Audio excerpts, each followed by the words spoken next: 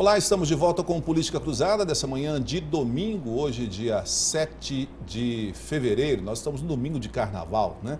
Para você que acordou bem cedo, já buscou as informações, nós estamos dando sequência da nossa programação, agora falando de algo muito importante para você que é produtor rural e para você que não é produtor rural, mas sabe que tem muita relevância o que o homem do campo produz. Afinal de contas, o café que você tomou hoje de manhã é produzido no campo.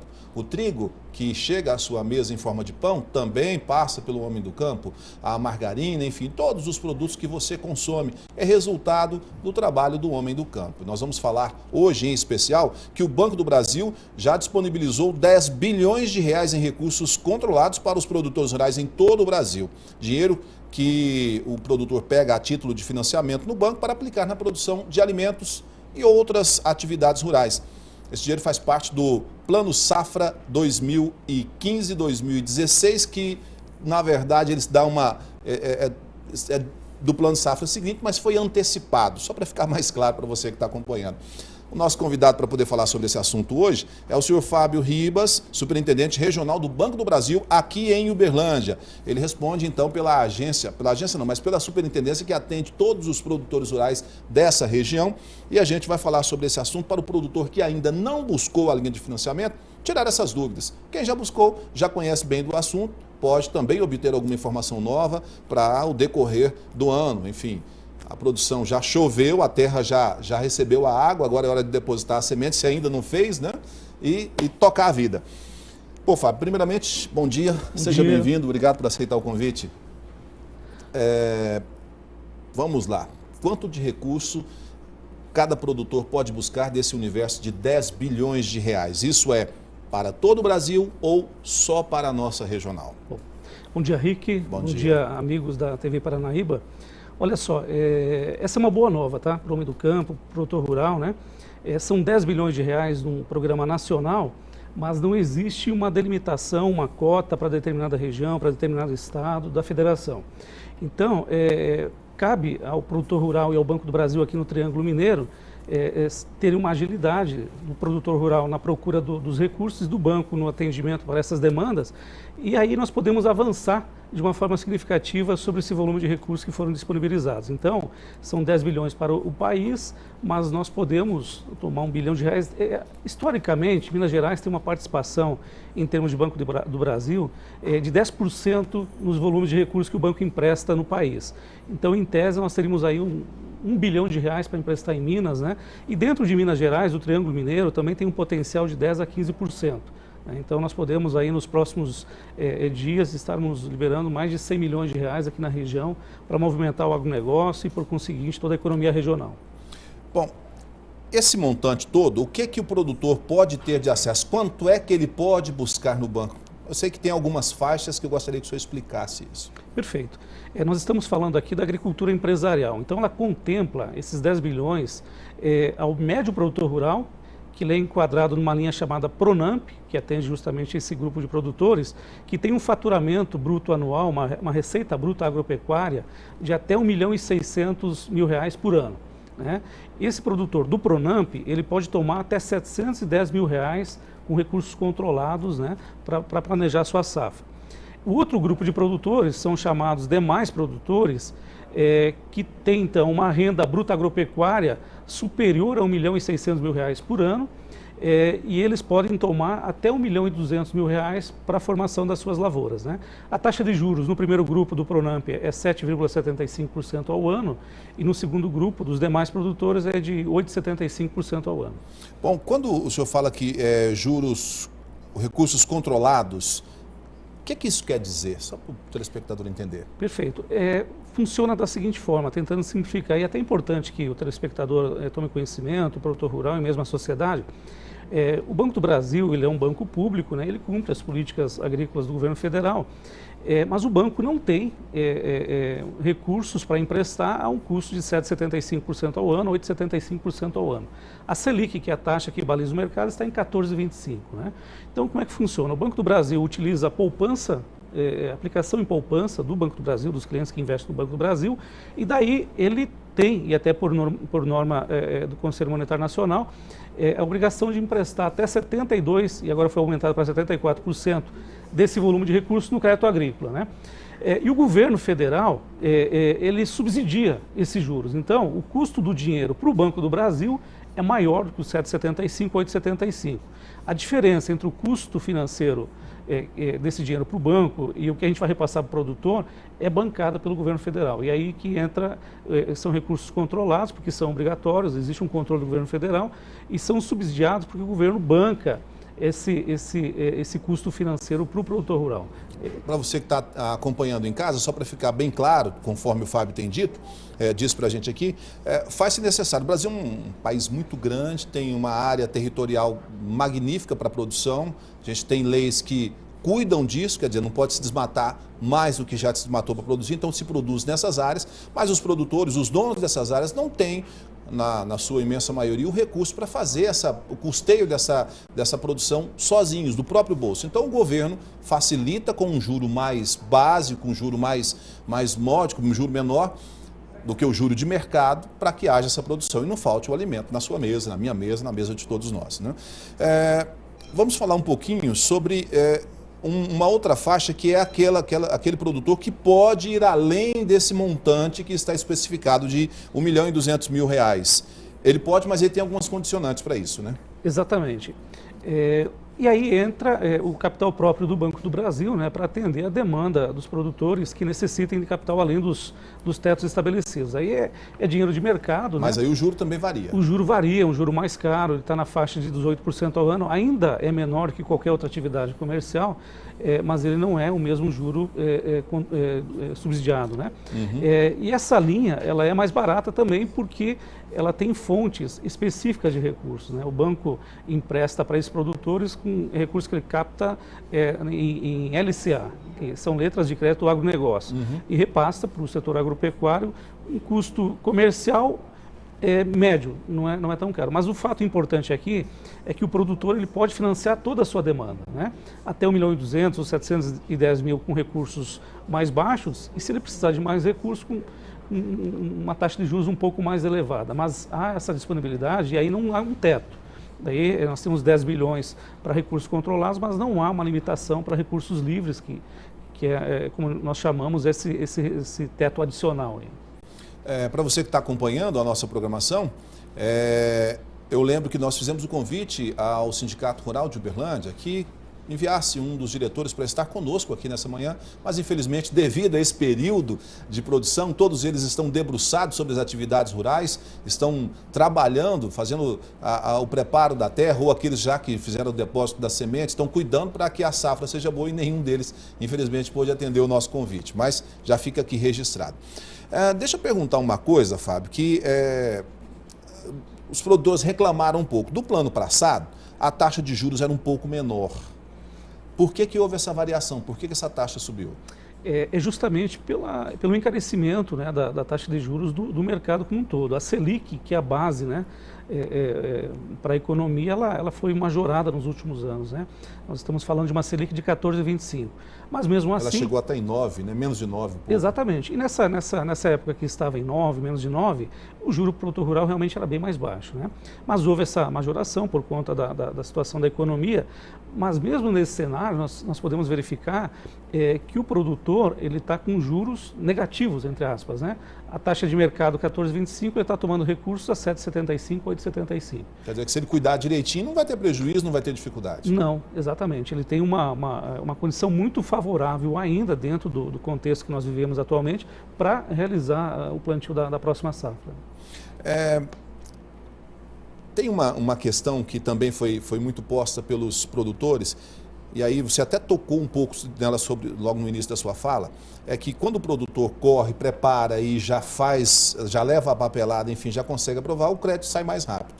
Mas, inclusive, teve uma reunião feita com a ministra da Agricultura, a senhora Cátia Abreu, os produtores reclamando que estava tendo dificuldade, demorando demais para sair o financiamento, e aí a terra já estava preparada para receber a semente, ou estavam preparando e precisava de recurso. Em quanto tempo, normalmente, um financiamento desse é liberado e por que há atrasos? Bom, Rick, na verdade, nós estamos falando aqui de recursos públicos e você falou no início, existe uma legislação, uma norma que o banco tem que observar. Isso tudo está previsto no Manual do Crédito Rural, né, que ele serve e orienta todas as instituições financeiras do país que repassam recursos para a agricultura e elas têm que observar isso. E o Banco do Brasil não é diferente. Como é que funciona o produtor ter acesso ao crédito? Ele faz um cadastro onde ele passa as informações da atividade dele como um todo, a área que ele planta, se é própria ou não, enfim, a receita agropecuária dele. Com base nesse cadastro, a gente faz um limite de crédito. Cada produtor tem um limite de crédito compatível com a sua capacidade de pagamento, que essa é uma responsabilidade do banco também, de não dar recursos além da capacidade de pagamento do produtor, para não gerar um superendividamento, e tampouco dar recurso aquém da sua necessidade, que inviabilize a sua atividade. Se esse produtor tem um cadastro já no banco, tem um limite de crédito estabelecido, e esse limite de crédito ele tem validade de 1 ano ou até 2 anos, em alguns casos, e ele apresentar hoje uma proposta no Banco do Brasil de custeio, é possível que amanhã ou depois eu já libere esse recurso, né? Agora, se é um produtor que ele está iniciando a atividade com o banco, ou o cadastro está desatualizado, a renda que está informada lá não comporta o financiamento que ele está pedindo, eu vou precisar buscar mais informações, aí pode demorar 15 dias, pode demorar 30 dias. Então, em condições normais, e o produtor rural, nós estamos falando de um relacionamento que no caso do Banco do Brasil e o agronegócio é de longa data. Então, nós já temos a segunda, a terceira geração no relacionamento com o banco. Então, via de regra... Ou seja, de pai para filho e para neto. Exatamente. Então, via de regra, o atendimento ele é ágil. Agora, isso em termos de custeio, realmente é muito prático e muito rápido.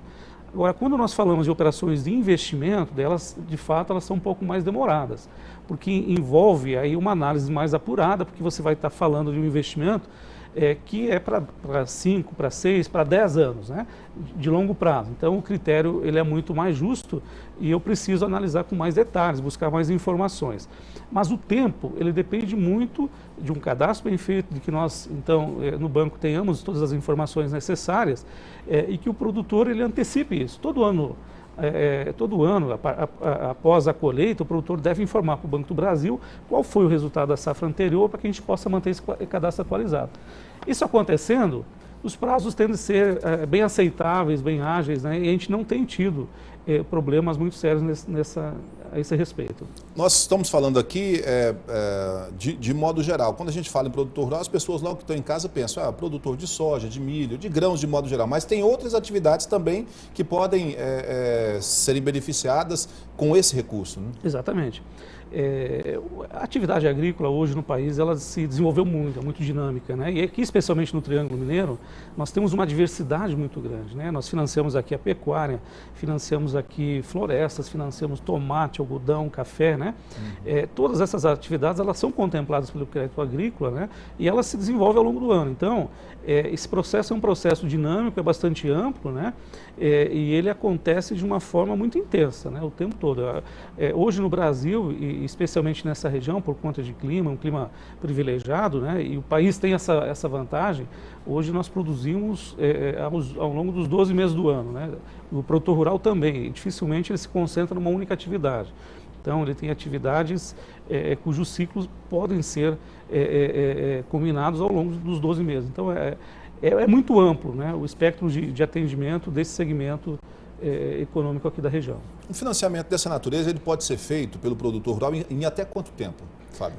Então, o custeio é para o curto prazo, é o capital de giro dele, né? Ele vai comprar sementes. De 1 ano, então esse período. Exatamente, esse é o prazo, é 1 ano. É para que ele possa garantir o plantio da próxima safra. Vai comprar ali combustível, fazer manutenção das máquinas, preparar a terra, comprar a semente e fazer a colheita e também a venda. Perfeito. O dinheiro é utilizado nesse período? Nesse período aí, no período de 1 ano ele consegue dar conta, né? Agora, a gente sabe o seguinte, aqui no mercado, aqui no comércio comum, quando uma pessoa compra uma determinada mercadoria e ele não consegue honrar no prazo estabelecido, tem toda uma consequência. Tem a cobrança de juros que implicam sobre os juros que já vêm sendo pagos e a inscrição dessa pessoa, o CPF dessa pessoa no Serasa e no SPC. Como é que funciona quando um produtor não consegue cumprir o planejamento que ele fez com o banco? Como é que funciona? Bom, perfeito. Uma boa pergunta, viu, Rick? Isso é importante que a gente esclareça para o produtor rural, para a sociedade. Falei no início que o banco é um banco público, ele cumpre as políticas agrícolas do governo federal, enfim. E que o recurso que nós estamos emprestando, né, esse recurso controlado é um recurso subsidiado. Porém, o risco desse empréstimo é do Banco do Brasil. Se o produtor não pagar, o prejuízo é do Banco do Brasil. Então o banco tem uma responsabilidade de fazer um cadastro bem feito, de selecionar o tomador desses créditos para que esse recurso retorne, até porque é recurso público, né? Se o produtor, e até nós temos um setor aqui da atividade econômica, que é do agronegócio, que nós temos diversas formas de amparar o produtor diante de qualquer dificuldade. Então, se ele não pagar, eventualmente, e ficar inadimplente, ele vai ter o seu nome inscrito no CADIM, no Serasa, e o Serasa, que é o cidadão comum, tem o seu nome inscrito no Serasa e SPC. O produtor, além de Serasa e SPC, ele também é inscrito no CADIM, que é o Cadastro de Inadimplência do Governo Federal, justamente porque ele estará devendo para um banco público, né, e porque ele tomou emprestado recursos públicos, né? Então, as consequências são mais graves ainda, né? Podendo ter as suas dívidas serem inscritas em dívidas do Governo Federal. Em dívida ativa. Dívida ativa do Governo Federal, perfeito. Mas aqui tem um detalhe. O produtor rural, ele até porque ele está numa atividade de risco, né, ele tem diversos mecanismos para evitar essa inadimplência. Tanto é que no Banco do Brasil, hoje, a inadimplência do setor de agronegócio é a menor que nós temos. É mais tranquilo, então? É mais tranquila, é menos do que 1,5%, para você ter uma ideia. E a carteira é uma carteira gigantesca, né? Justamente porque... E aí tem a ver também com a evolução, a tecnificação, a profissionalização do homem do campo. Hoje, a atividade agropecuária, ela é uma atividade empresarial. Os produtores que estão na atividade, eles querem ganhar dinheiro, eles querem produzir, eles querem gerar riquezas produzindo alimentos, né, querem crescer, fazer investimentos.